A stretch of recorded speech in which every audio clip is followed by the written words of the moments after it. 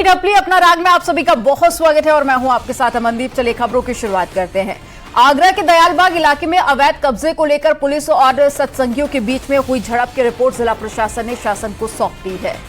प्रशासन ने साफ कर दिया है कि अवैध कब्जा हर हाल में ध्वस्त कर दिया जाएगा और इस बीच में इलाके में शांति व्यवस्था कायम करने के लिए प्रशासन, पुलिस और सत्संगियों के बीच में करीब 2 घंटे तक बैठक भी हुई। अवैध कब्जे को लेकर मामले ने उस वक्त तूल पकड़ा जब सत्संगियों ने अवैध कब्जे को ध्वस्त करने के बाद फिर से उस पर कब्जा जमा लिया था।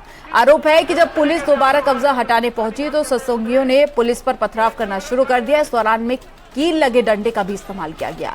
सत्संगियों पर प्रशासन की करोड़ों की जमीन कब्जा करने का आरोप है। तो ये तस्वीरें भी आपको दिखा रहे हैं। देखिए, प्रशासन की टीम लगातार पूरे इलाके में शांति व्यवस्था कायम करने की कोशिश कर रही है और इसीलिए बड़ी संख्या में यहां पर पुलिसकर्मी भी तैनात किए गए। जब प्रशासन का पीला पंजा यहां पर पहुंचा दोबारा से कब्जे को हटाने के लिए, तो ऐसे में ये अब 6 तस्वीरों के जरिए आप ये पूरा मामला समझिए। देखिए, पहले यहां पर बुलडोजर एक्शन हुआ था, उसके बाद में ये लाठीचार्ज की आप तस्वीरें भी देखिए। इस दौरान पत्थरबाजी जब की गई तो लाठीचार्ज किया गया, फिर से कब्जा कर लिया गया है, यानी कि कब्जा पहले हटाया गया, उसके बाद में दोबारा से यहां पर कब्जा किया गया है और फिर जब दोबारा यहां पर बुलडोजर पहुंचा कब्जा हटाने के लिए तो उसके बाद में पत्थरबाजी की गई और कील लगे डंडों से यहां पर हमला किया गया, जिसके बाद में पुलिस प्रशासन यहां पर शक्ति प्रदर्शन करता हुआ 5वीं तस्वीर में आपको नजर आएगा और वहीं 6ठी तस्वीर आप देखिए जब पुलिस पर पथराव किया गया था। ज्यादा जानकारी के साथ में कामिर कुरैशी जुड़ गए हैं। कामिर, 6 तस्वीरें हम देख रहे हैं, लेकिन अभी मौजूदा तस्वीरें कैसी है वहां पर? क्या आज वहां पर प्रशासन की कार्रवाई जारी है और कितनी बड़ी संख्या में पुलिसकर्मी वहां पर तैनात किए गए हैं? और सबसे बड़ा सवाल ये कि अब सत्संगियों का क्या कहना है, क्या वो कार्रवाई को लेकर संतुष्ट नजर आ रहे हैं?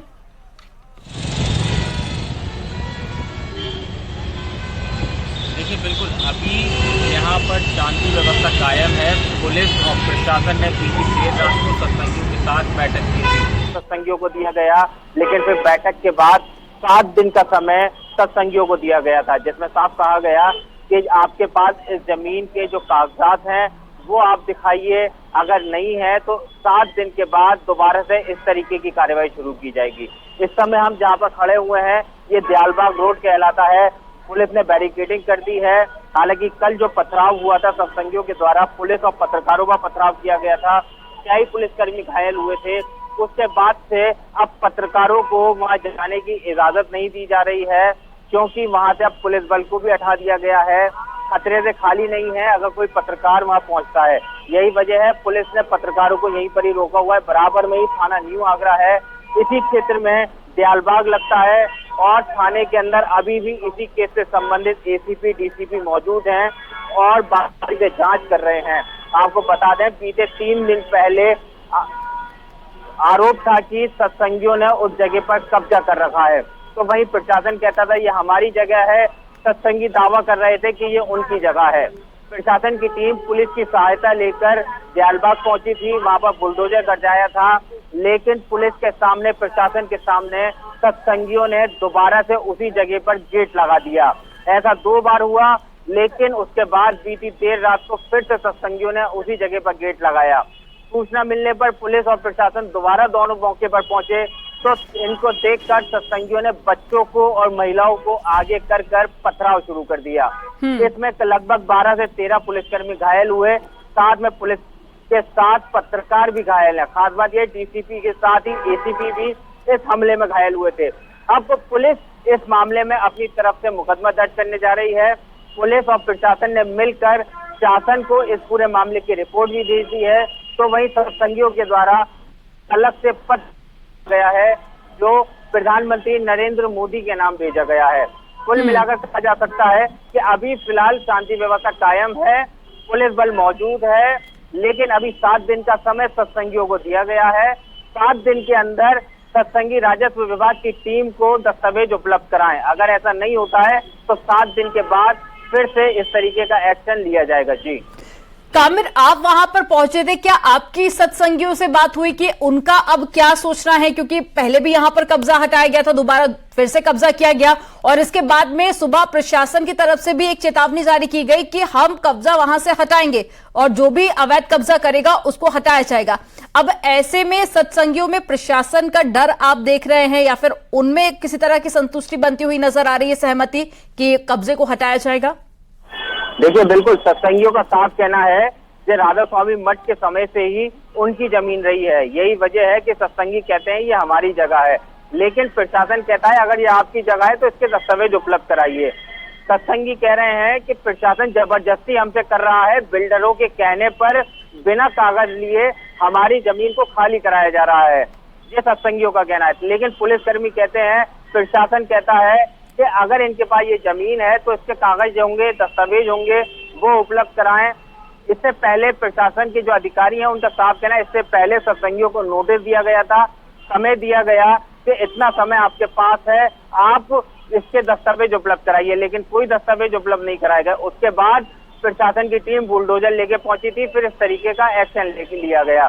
लेकिन अब एक्शन लेने के बाद दोबारा से प्रशासन ने सत्संगियों को समय दिया, 7 दिन का समय दिया है, लेकिन अभी भी जो सत्संगी है साफ कह रहे हैं जगह हमारी है, हमारा यहाँ पर घर बना हुआ है, यहाँ पर हम लोग खेती बाड़ी करते हैं, इस जगह को खाली नहीं करेंगे।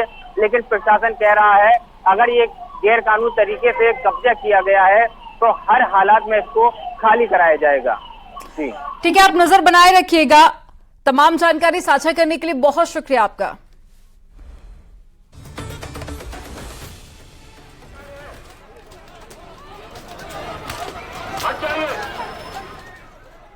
मिशन 2024 की चुनावी तैयारी में जुटी बीजेपी ने ओबीसी वोट बैंक को बनाए रखने के लिए स्पेशल प्लान तैयार किया है। बीजेपी की कोशिश है कि जिस ओबीसी वोट बैंक के दम पर वो साल 2014 से लगातार अभी तक कई चुनाव जीतती आई है, अब एक बार फिर से ओबीसी वोट बैंक को लेकर बीजेपी ने कमर कस ली है। बीजेपी ने ओबीसी मोर्चा की सोशल मीडिया पर आईटी कार्यशाला की शुरुआत आज से की है और सोशल मीडिया कार्यशालाएं सभी 80 लोकसभा क्षेत्र में की जाएंगी। बीजेपी ने जो प्लान तैयार किया है उसमें 2.5 लाख ओबीसी कार्यकर्ताओं की ऐसी ट्रेनिंग होगी जिससे कि वो विपक्ष के सभी सवालों का जवाब सोशल मीडिया प्लेटफॉर्म पर दे सकेंगे। कि देश का सर्व समाज भारतीय जनता पार्टी के साथ है, प्रधानमंत्री नरेंद्र मोदी जी के साथ है, लेकिन ओबीसी चट्टान की तरह भारतीय जनता पार्टी के साथ पीछे 2024 में 80 की 80 लोकसभा सीटें उत्तर प्रदेश भारतीय जनता पार्टी जीतेगी और तीसरी बार माननीय नरेंद्र मोदी जी देश के प्रधानमंत्री बनेंगे। भारतीय जनता पार्टी ने ओबीसी को लोकसभा चुनाव से पहले लामबंद करने के लिए सोशल मीडिया और आईटी सेक्टर में ज़्यादा से ज़्यादा लोग उनके पास जुड़े और उनको जोड़ने के लिए एक विशेष अभियान की शुरुआत करने बीजेपी जा रही है। कैमरामैन अनिल के साथ संकेत मिश्रा, न्यूज़ 18 लखनऊ।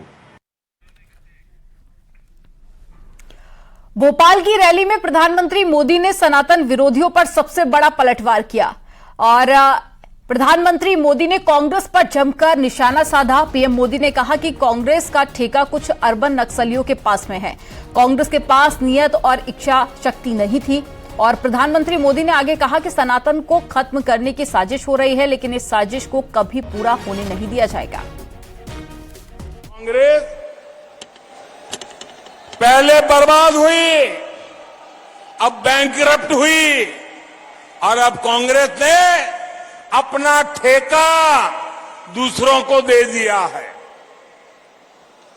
कांग्रेस को अब कांग्रेस के नेता नहीं चला रहे, अब कांग्रेस एक ऐसी कंपनी बन गई है, नारों से लेकर नीतियों तक हर चीज आउटसोर्स कर रही है।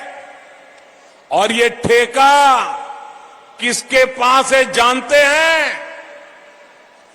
कांग्रेस का ठेका अब कुछ अर्बन नक्सलियों के पास है। कांग्रेस में अब अर्बन नक्सलियों की ही चल रही है। ये ग्राउंड पर कांग्रेस का हर कार्यकर्ता महसूस कर रहा है।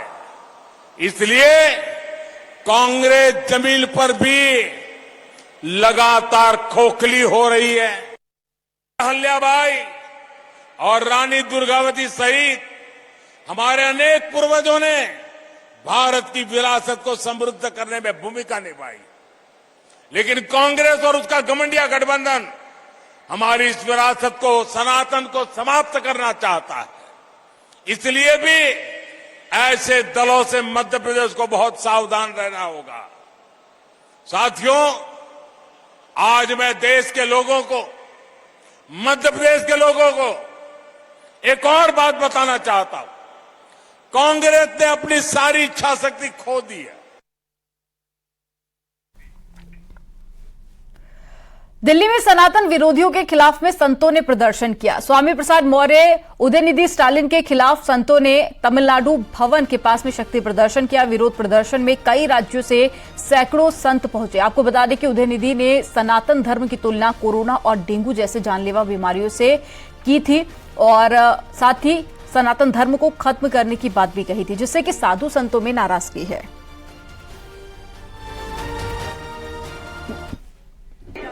आज का ये कार्यक्रम हम उन लोगों का पुतला जला रहे हैं जो धर्मों में विद्वेष पैदा करते हैं, जो गाली गलौज करके मच्छर या एड्स कहते हैं और जो इस तरह की बात करते हैं खत्म करने की, उस विचारधारा के विरोध में है। उस विचारधारा का पुतला जला रहे हैं।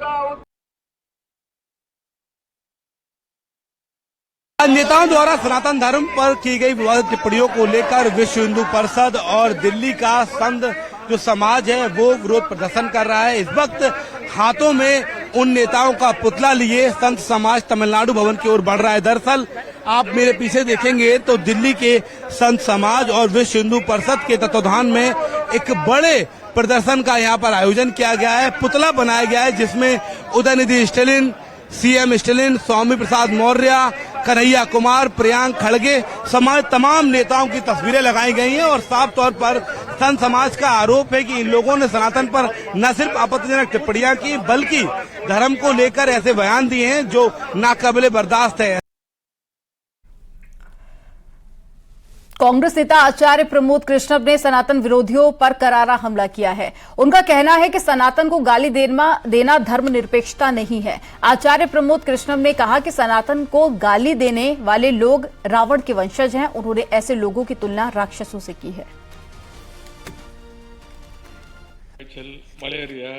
सनातन का नाम सेक्युलरिज्म नहीं है। सनातन को गाली देने का नाम धर्मनिरपेक्षता नहीं है। भारत एक लोकतांत्रिक देश है, भारत एक धर्मनिरपेक्ष देश है और जो लोग सनातन को गाली दे रहे हैं, सनातन के बिना भारत की कल्पना नहीं की जा सकती है। भारत वो भूमि है जहां से विश्व बंधुत्व, वसुधैव कुटुंबकम और सर्वे भवन्तु सुखिनः का उद्घोष हुआ है। यही सनातन है। तो ऐसे सनातन को, जो सनातन प्राणी मात्र के कल्याण की कामना करता है, उस सनातन को अगर कोई गाली देता है तो रावण का वंशज नहीं तो और क्या है। मुझे लगता है कि सनातन को गाली देने वाले ये लोग राक्षस लोग हैं, इनका बहिष्कार होना चाहिए। हैदराबाद में एआईएमआईएम के प्रमुख असदुद्दीन ओवैसी विपक्षी नेताओं पर जमकर गरजे। उन्होंने कांग्रेस, समाजवादी पार्टी और साथ ही आरजेडी पर जमकर निशाना साधा। उन्होंने कहा कि और आरोप भी कई गंभीर लगाए कि महिला आरक्षण बिल पर चर्चा के दौरान में इन दलों के नेताओं के मुंह से मुसलमानों को लेकर एक शब्द भी नहीं निकला। और साथ ही उन्होंने राहुल गांधी से भी कहा कि वो वायनाड की सीट छोड़कर बाकी जगह से चुनाव लड़े। ऐसे समाजवादी लालू की पार्टी, अरे तुम लफ्ज मुसलमान का नाम लेने से डरते पार्लियामेंट में। मैंने खड़े होकर कहा कि मुसलमान खवातीन को, ओबीसी खवातीन को रिजर्वेशन मिलना चाहिए। मेरे अजीज दोस्तों और बुजुर्गों, हम खवातीन के खिलाफ नहीं हैं। हम कैसे खवातीन के खिलाफ हो सकते हैं? नहीं, आप खवातीन के खिलाफ है। अरे तुम खवातीन के खिलाफ भी हो और मुसलमानों के भी खिलाफ हो। तुम ओबीसी के भी खिलाफ हो, तुम मुसलमानों के भी खिलाफ हो। एआईएमआईएम प्रमुख असदुद्दीन ओवैसी ने कांग्रेस नेता राहुल गांधी को वायनाड की सीट छोड़कर हैदराबाद से चुनाव लड़ने की भी चुनौती दी है। उन्होंने कहा कि कांग्रेस के लोग बहुत बातें करते हैं, ये भी उन्होंने सवाल उठाए। अरे मैं तो तुम्हारे लीडर से कहूंगा कि अब की बार वायनाड नहीं हैदराबाद से मुकाबला करो मेरा। आओ, मैं चैलेंज कर रहा हूं, आओ वायनाड क्यों आओ, हैदराबाद को आओ, दो हाथ हम आजमा लेंगे, पंजा आजमा लेंगे, आ जाओ। कहां वायनाड चाचे प्यारे, लाओ।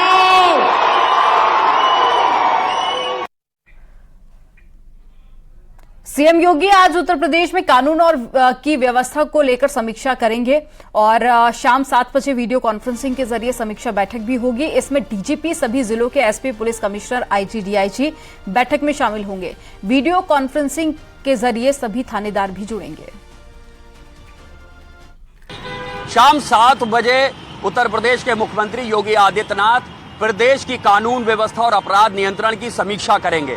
यह पहला मौका होगा जब वीडियो कॉन्फ्रेंसिंग के जरिए योगी आदित्यनाथ उत्तर प्रदेश के सभी थानेदारों से भी जुड़ेंगे।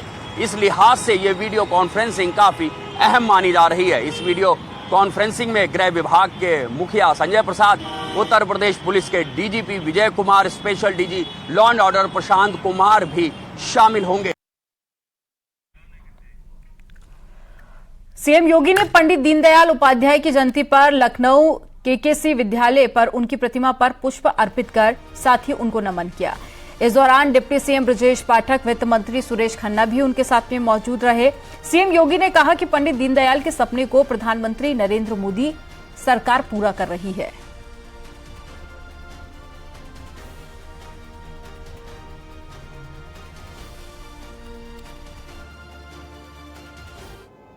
भारत और भारतीयता के प्रति उनका दृष्टिकोण बहुत स्पष्ट था। उन्होंने संस्कृति को राष्ट्र की आत्मा के पर्याय के रूप में उसका संवाहक माना और उनका स्पष्ट कहना था कि भारतीय दृष्टिकोण विश्व मानवता के कल्याण का मार्ग प्रशस्त कर सकता है, लेकिन समाज के अंतिम पायदान पर बैठे हुए व्यक्ति के बारे में भी उनकी धारणाएं बहुत स्पष्ट थी।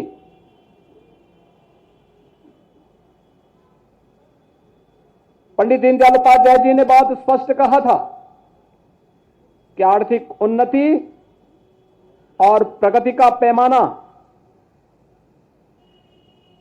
ऊंचे पायदान पर बैठे हुए व्यक्ति से नहीं, बल्कि इसका पैमाना सबसे नीचे पायदान पर बैठे हुए व्यक्ति से की जानी चाहिए। हमने प्रगति कितनी की है, इसका मापक आर्थिक रूप से संपन्न व्यक्ति नहीं हो सकता, बल्कि सबसे निचले पायदान पर बैठे हुए व्यक्ति से हमें इसकी समीक्षा करनी चाहिए, आत्मावलोकन करना चाहिए कि हम कहां सफल हुए, कहां विफल हुए। और यही अंत्योदय की उनकी अवधारणा स्वतंत्र भारत में गरीब कल्याणकारी योजनाओं को आगे बढ़ाने का एक माध्यम मिला।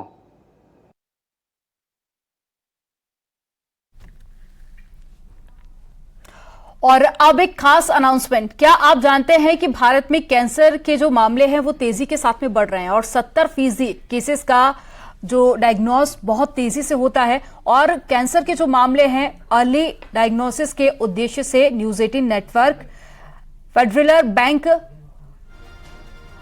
चलाने जा रहा है। और आपको बता दें कि हॉर्मिस मेमोरियल फाउंडेशन और साथ ही टाटा ट्रस्ट शुरू करने जा रहा है। इस विशेष अभियान संजीवनी यूनाइटेड अगेंस्ट कैंसर को नियमित स्क्रीनिंग के माध्यम से कैंसर का शीघ्र पता लगाने के लिए समर्पित किया गया है। और आज रात 8:50 पर आप न्यूज 18 यूपी उत्तराखंड से जुड़िए और देखिए जीवन बचाने और एक स्वस्थ भविष्य को बढ़ावा देने की हमारी ये खास संजीवनी।